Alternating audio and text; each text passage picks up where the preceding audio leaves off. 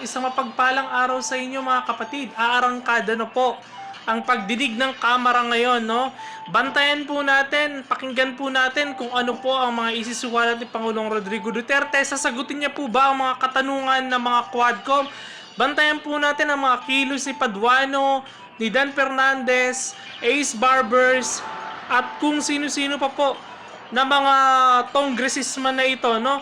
Magmasid po tayo sa kung ano po ang ikikilos nila.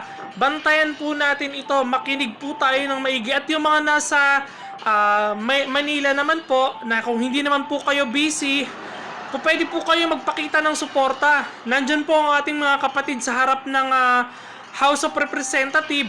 Nag-ipon-ipon po sila para suportahan po ang dating Pangulong Rodrigo Duterte. Punta po tayo doon mga kapatid. At yung mga nasa ibang bansa naman po, mga katulad po namin ng mga nasa ibang bansa, pwede po tayong magpakita ng suporta sa pamamagitan po ng panonood po ng mga live streaming sa mga iba't ibang panig po ng channel ng mga DDS supporters. Magtulungan po tayo mga kapatid, ipalaganap po natin ito at sabihin din natin sa mga pamilya natin na makinig po sila ng pagdinig ngayon ng Quadcom, no? At sa mga naging pahayag din po ng mga kanya-kanyang mga panig ng grupo.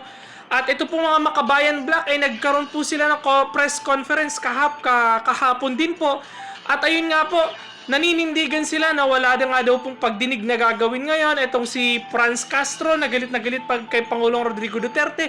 Itong si Arlene Brosas at itong si Raul Manuel na mga galit na galit at mga inis na inis po dahil nagpahayag po ng pagsuporta ang Pangulong nagpahayag po ng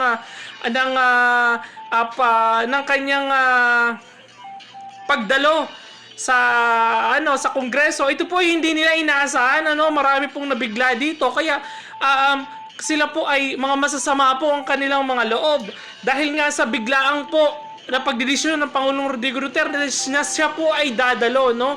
Mga kapatid, manood po tayo, pakinggan natin ano po ang magiging laman ng video, ano po ang magiging laman ng buong pag-uusap mamaya.